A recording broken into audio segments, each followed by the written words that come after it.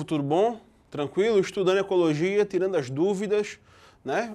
Vamos agora começar a continuar, continuar nosso trabalho aqui da ecologia, tá certo?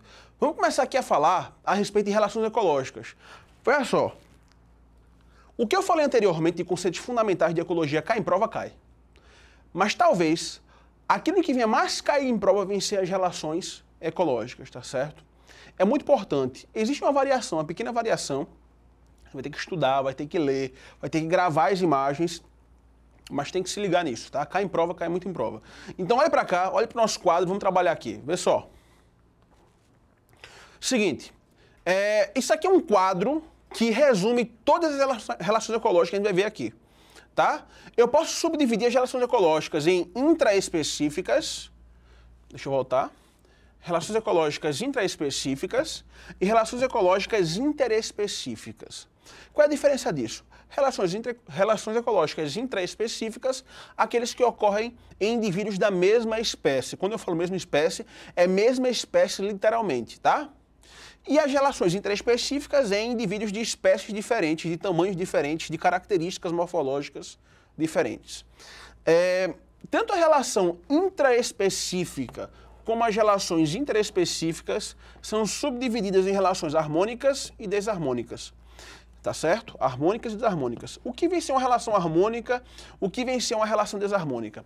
A relação harmônica ou desarmônica é aquela harmônica onde pelo menos um dos indivíduos são beneficiados. Onde pelo menos um dos indivíduos são beneficiados. As desarmônicas são aquelas aonde pelo menos um dos indivíduos são prejudicados. Beleza? Então, relação harmônica, aonde pelo menos um dos indivíduos relacionais são beneficiados, e a desarmônica, onde pelo menos um dos indivíduos são prejudicados. Na paz? Vamos lá, vamos trabalhar então? Vamos começar a falar aqui de algumas relações interespecíficas harmônicas, de espécies diferentes, né? Bem, primeira relação de hoje é falar sobre o mutualismo. Mutualismo é uma relação em que ambas as espécies obtêm benefícios, tá? É uma relação, ó, a palavra indispensável. Eu diria eu diria maior ainda, uma relação vital. Sem um e o outro, os indivíduos morrem. Então é necessário que um outro estejam fisicamente, anatomicamente juntos, colados. Se tirar um organismo do outro, ambos irão morrer. Por exemplo, um exemplo de mutualismo aqui, a gente chama de líquens, tá? Líquens é uma associação entre fungos e algas, tá? Os fungos e algas. Essas algas que compõem esses líquens aqui são as cianobactérias e as clorofíceas, tá bom? Se esse líquen tiver uma coloração meio esverdeada como essa, geralmente diz que uma clorofícia está ali. Se o líquen tem uma coloração meio acinzentada como essa aqui, a gente diz que está uma cianobactéria ali, fazendo parte desses líquens, tá? Esse líquen ele pode ser esse formato laminar ou esse formato granular que você está vendo aqui, tá bom? Mas não tem bronca nenhuma não, beleza? É só os conceitos que eu quero que você lembre, que você entenda.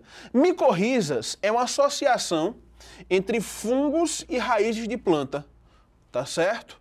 Então as raízes vão se associar com os fungos. Isso é bom ou isso é ruim? Deixa eu voltar o líquen rapidinho aqui para te explicar qual é a relação, né? Bem, qual é o benefício do fungo se associar à alga? O fungo, ele tem uma capacidade de absorver água e sais muito grande. E ele fornece essas águas e sais para as algas. A alga faz fotossíntese e produz glicose.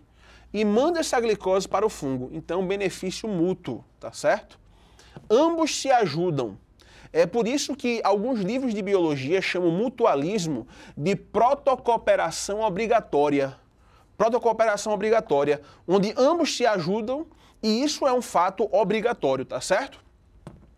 Vê só, a micorrizas é uma associação entre fungos e raízes de planta. O que é que o fungo fornece à raiz? Novamente, o fungo tem um potencial muito grande de absorção de água e sais. E ele fornece essa absorção de água e sais muito boa, tá certo, para as raízes. Enquanto as raízes fornecem ao fungo a glicose produzida pelas folhas da planta, não é isso? Tranquilo? Isso é muito bom. Isso ajuda grandes árvores a sobreviverem. Beleza? Próximo tipo de relação é a relação harmônica chamada protocooperação. Veja, a gente disse agora há pouco que a mutualismo era considerado uma protocooperação obrigatória. E a relação propriamente dita protocooperação é chamada de protocooperação facultativa. Por quê? Se eu tirar um bicho do outro, ambos vão viver tranquilamente, tá? Mas um junto do outro, ambos se ajudam, beleza? Não é vital, ela é dispensável. Quando eu falo dispensável, não quer dizer que nem sempre eles vão se juntar. Geralmente eles estão juntos um do outro. Se observa muito isso aqui na natureza, tá? Mas é muito importante, eles se ajudam demais, um estando perto do outro, tá? Quando eu falo dispensável, não é aquilo que não presta. Presta, mas se eu tirar, por exemplo, o pássaro do jacaré, ambos vão viver tranquilamente, tá bom? Bem, exemplo de protocooperação é o pássaro palito e o jacaré. Se você observar, o jacaré fica com a boca aberta aí, e o pássaro palito, ele retira alguns vermes e resíduos de alimento que vão ficar na boca do jacaré. O jacaré tem a sua asepsia bucal, garantida pelo pássaro, e o pássaro se alimenta desses sanguessugas, desses vermes que estão na cavidade bucal do jacaré. O jacaré come o pássaro? Não, não come o pássaro não. Apesar de ser uma profissão muito perigosa, mas ele não come o pássaro não, tá certo? Tranquilo? O peixe-palhaço e a anêmona do mar. Lembre de Procurando Nemo, não é isso? Tá certo? O Nemo, ele mora numa anêmona, tá certo? Bem, anêmona do mar e peixe-palhaço. Qual é a relação que existe aqui? O peixe-palhaço, ele é praticamente imune, se é que eu posso usar essa palavra, imune, ao quinidócito do peixe, ao quinidócito da anêmona, né? Se você lembrar, a anêmona do mar é um quinidário, e ela tem os quinidócitos, tem aquele líquido urticante que queima o indivíduo, que atordoa o indivíduo. O peixe-palhaço é praticamente imune, tá certo? Imune, entre aspas, a esse tipo de substância aí. O peixe-palhaço vive de proteção, então ele se protege no interior da anêmona, visto que nenhum outro ser vivo pode se aproximar dela. E a anêmona, o que é que ela ganha com essa relação? Ela ganha que o peixe-palhaço geralmente limpa a anêmona de alguns parasitas, pequenos parasitas, que possam ficar em cima dela, ou restício de alimento que possa ficar em cima dela, né, e causar algum problema bacteriano, alguma infecção em cima da anêmona. Então o peixe-palhaço faz essa limpeza da anêmona enquanto a anêmona o garante a proteção. Lhe garante, desculpa, a proteção. O outro aqui, você está vendo aí, esse caranguejozinho aqui, tá certo? Esse crustáceo aqui, chamado de paguro, tá certo? Em cima da concha com que esse paguro está, existem três anêmonas do mar, tá certo? Veja, o paguro com a concha já é uma relação ecológica chamada de inquilinismo, que eu falo depois para você. Essa concha não pertence a esse animal. Ele não nasceu com essa concha. Ele usufrui dessa concha, tá certo? Mas a relação que eu quero que você observe não é a concha e o paguro em si, e sim o paguro com a concha e a anêmona, tá bom? Observa que a anêmona fica em cima, colada da concha com que o paguro está. Essa relação é bem interessante, por quê? Porque a anêmona do mar, ela protege o paguro de eventuais predadores e o paguro, ele transporta a anêmona para onde ele quiser. Com isso, a anêmona, ela garante um ambiente a mais para ela poder como é a palavra que eu posso usar para você? Desbravar, tá certo? Por quê? Porque a anêmona é um animal fixo, céssio, parado, né? Então o paguro, quando ele se locomove, ele fornece outros ambientes da anêmona no mar e ela pode se alimentar de outros seres vivos. Então a relação ecológica de protocooperação. Um ajuda o outro. Tá certo? Beleza? Próxima relação aqui é o comensalismo. O comensalismo é a relação onde apenas um dos indivíduos é beneficiado, tá certo? Quer dizer que o outro é prejudicado? Não. Não há prejuízos em comensalismo. Um ganha, por isso que a gente chama de relação positiva zero. Por que positiva zero? Porque um está ganhando, mas esse aqui não perde nem ganha, é indiferente para ele. É o caso do tubarão e a rêmora, por exemplo. O que é a rêmora? Esse peixinho aqui embaixo, tá vendo? Esse peixinho tem uma ventosa que gruda literalmente no vento do tubarão. E aí o tubarão vai lá, come o alimento e restícios de alimento dos restícios de alimento do tubarão, a rêmora se alimenta, tá certo? O tubarão já ia comer por si só, então para ele é 0. Mas a rêmora ganhou com a situação porque está comendo o resto da comida do tubarão. O leão e a hiena. O leão e a hiena. O leão não, a leoa, né? Quem caça é a leoa. Leão quase não caça, leão quase não se move, na verdade. A leoa vai lá, vai caçar, tá certo? E o resto da carcaça que sobrou, a hiena se alimenta. A função da leoa é caçar mesmo, então para ela foi 0.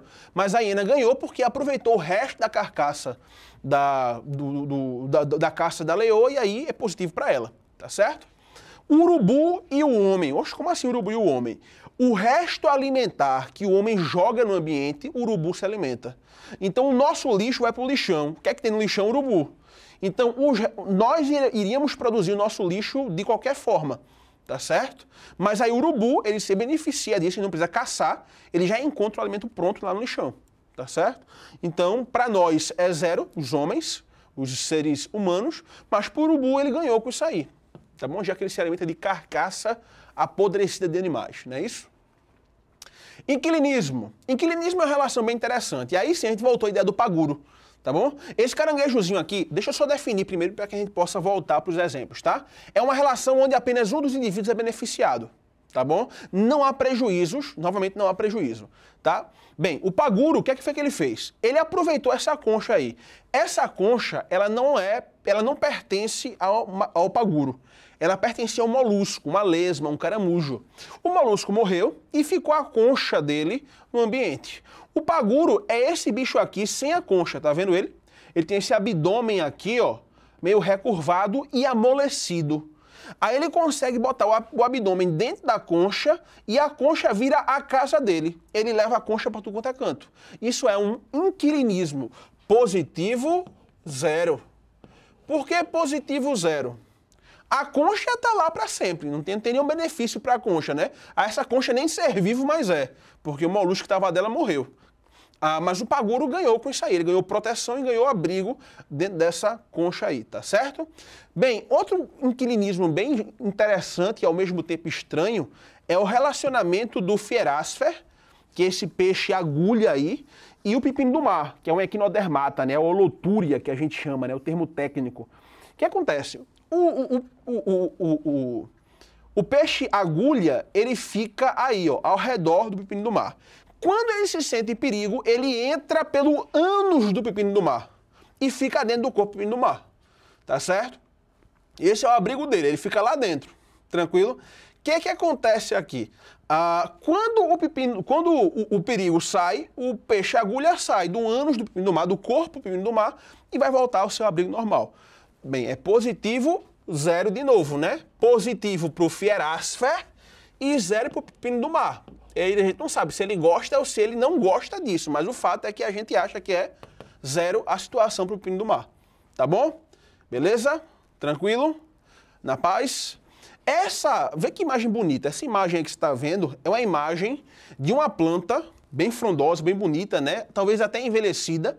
Mas o fato interessante é que você vê algumas bromélias nos galhos dessa planta. E essas bromélias aqui dá a ideia, algumas pessoas quando passam de carro pelas estradas e observam isso, acham que essas bromélias são parasitas dessa planta, né, que está em cima da planta sugando a vida da planta. Isso é mentira, na verdade. Essas bromélias que ficam em cima da planta, na verdade, elas chegam aí através de pássaros. Alguns pássaros jogam as sementes da bromélia em cima das árvores, aí ele germina e forma uma bromélia aí. Essa relação é a relação ecológica chamada epifitismo. Olha o nome, epifitismo. É o inquilinismo vegetal. E, novamente, por ser inquilinismo, é positivo 0. 0 para quem? 0 para a planta. 0 para a planta porque a planta não está sendo prejudicada em nenhum momento porque está quietinha aí a bromélia. Mas por que positivo para a bromélia? Porque a bromélia, se você observar, ela é um vegetal de pequeno porte. Se ela ficasse lá embaixo, no solo, a copa das árvores poderiam cobrir essa broméliazinha e a luz não chegaria a ela. Ela provavelmente morreria, igual essa aqui, ó. Tá vendo? Essa plantinha aqui foi coberta por essas duas bromélias, a luz não chegou como devia, ela morreu. tá certo? Mas como a bromélia fica em cima das árvores, agora ela consegue capturar luz de uma forma muito boa, tá certo? Então, positivo para a bromélia, porque ela está recebendo um maior volume de luz e aí isso garante a sua fotossíntese. Isso é epifitismo vegetal, é inquilinismo vegetal, positivo 0, sem nenhum problema, tá bom? Beleza? Vamos continuar. Relação intraespecífica harmônica agora, aquela boa para os dois indivíduos, né? Vê aí, colônia. Colônia é aquela onde todos os indivíduos são beneficiados, tá certo? E eles são unidos anatomicamente, colados anatomicamente, tá certo? Eu tenho dois tipos de colônia, colônia isomórfica e colônia heteromórfica.